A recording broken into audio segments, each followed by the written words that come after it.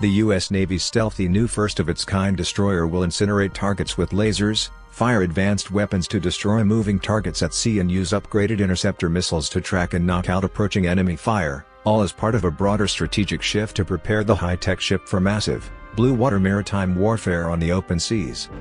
The USS Zumwalt, now going through combat and weapons activation in anticipation of its first deployment, will receive new maritime Tomahawk missiles able to track and explode moving targets at sea, SM-6 Yaw interceptors, long-range precision guns and, quite likely in the very near future, laser weapons, according to the DDG-1000 USS Zumwalt Program Manager, Naval Sea Systems Command, Captain Kevin Smith.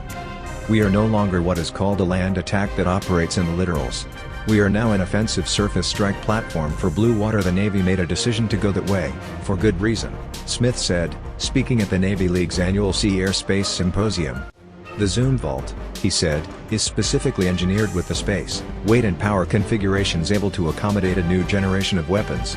The inherent capability of the ship, with respect to its signatures and capacity as far as space, weight, power and cooling, means there is huge margin here to do a lot of things in the future, Smith said.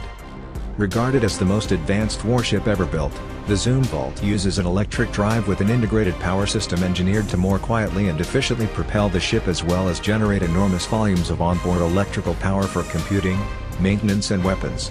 Power surge capacity is exactly what is needed to fire laser weapons, Smith said. For directed energy weapons you need a surge.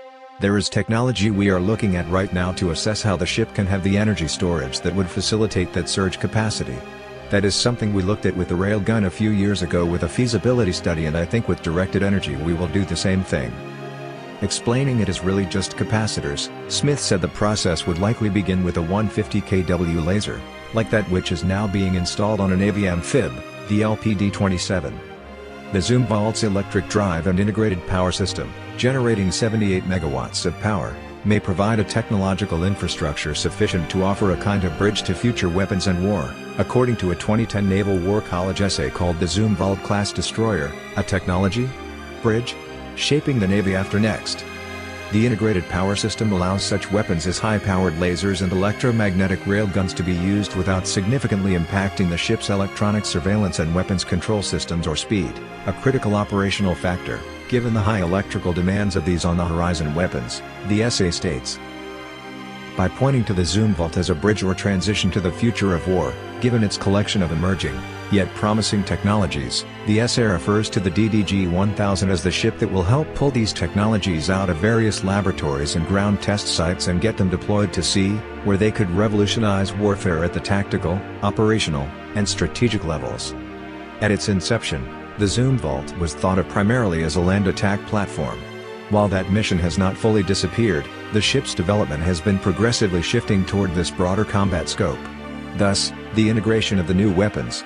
Given this scenario, the Zumwalt weapons adjustments are intended to align with the strategic shift toward open water, major offensive warfare for the destroyer, in development since 2017 since the Chief of Naval Operations conducted a requirements board. Along with its current focus on the maritime strike Tomahawk and SM-6 Block Yaw, the Navy is also preparing an SM-2 and Evolved Sea Sparrow missile for the ship. The weapons, Smith said, will be integrated through a new network tactical common data link. Some of these will be available before the ship's first deployment, Smith said. Much of the preparation is taking place on board an unmanned, remotely controlled self-defense ship at which the Navy can fire weapons to test ship defenses, perform fire control integration and prepare the hardware for weapons systems before they are fired from the ship itself. In early May of this year, the Navy fired its first ever Evolved Sea Sparrow from the test ship, a sea-skimming defensive interceptor missile designed to track and take out approaching enemy anti-ship missiles and other threats. The Evolved Sea Sparrow Missile Block II, or ESSM, is a new version of an existing Sea Sparrow weapons system currently protecting aircraft carriers, destroyers, cruisers, amphibious assault ships and other vessels against anti-ship missiles and other surface and airborne short-range threats to ships such as drones, enemy aircraft and helicopters. The ESSM is the kind of weapon well-suited for the kind of blue water warfare envisioned for the Zumwalt. The latest emerging variant of the ESSM, Block 2 is engineered with what's called an active guidance system, meaning the missile itself can achieve improved flight or guidance to its target by both receiving and actively sending electromagnetic signals, Raytheon Weapons developers told Warrior in a previous interview. The ESSM uses radar technology to locate and then intercept a fast-approaching target while in flight. The use of what's called an illuminator is a big part of this capability, Raytheon officials said. The current ESSM missiles use what's called a semi-active guidance system, meaning the missile itself can receive electromagnetic signals bounced off the target by an illuminator. The ESSM Block 2's active guidance includes illuminator technology built onto the missile itself such that it can both receive and send important electromagnetic signals, Navy and Raytheon officials explained. Block 2 relieves the missile from the requirement of having to use a lot of illuminator guidance from the ship as a short-range self-defense, senior Navy officials have said. As for deck-mounted precision guns for the Zumwalt, the weapon and its ammunition are in the early phases of development.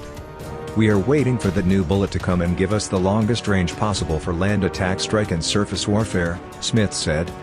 It also makes sense that the Navy is planning a maritime Tomahawk for the Zumwalt's vertical launch systems, as it will be much better prepared for longer-range open-water moving targets at sea.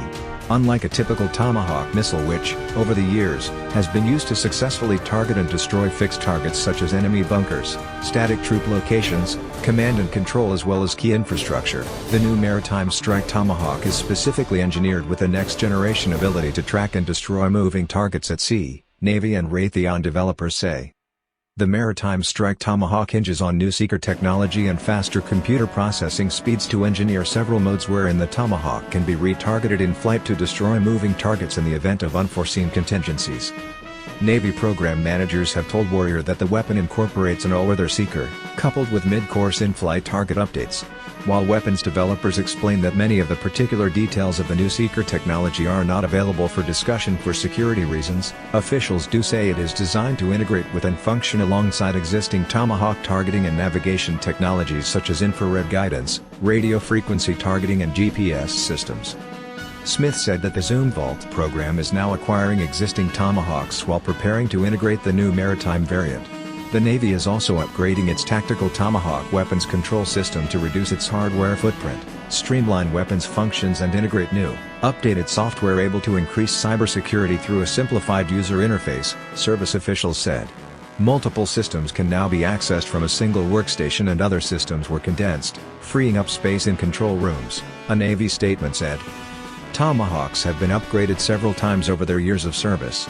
The Block 4 Tomahawk, in service since 2004, includes a two-way data link for in-flight retargeting, terrain navigation, digital scene matching cameras and a high-grade inertial navigation system. The current Tomahawk is built with a loiter ability allowing it to hover near a target until there is an optimal time to strike. As part of this technology, the missile uses a two-way data link and camera to send back images of a target to a command center before it strikes.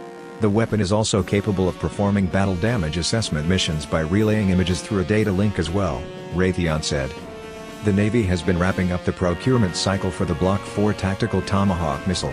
This year, the Navy is conducting a recertification and modernization program for the missiles reaching the end of their initial 15-year service period, which will upgrade or replace internal components.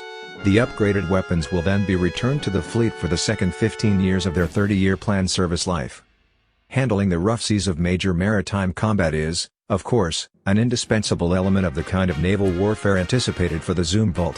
The ship's cutting-edge tumble-home, wave-piercing hull can present a bit of a paradox. In one sense, the next-generation hull brings improved maneuverability, speed and wave-cutting technology. It has led to questions as to just how stable the ship would be in the event of extremely rough seas. The Navy itself, Smith said, has some questions and been wanting to assess and validate the ship's ocean stability. Recent calm and heavy weather trials, Smith said, have added new levels of confidence regarding the ship's combat ocean properties.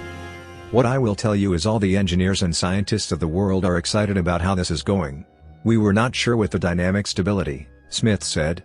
Smith said the ship was able to demonstrate combat stability up to the low end of Sea State 6, a World Meteorological Organization standard specifying 13.20 feet waves in very rough seas. The Navy is very interested in this platform and they are excited to have it in the Pacific, Smith said.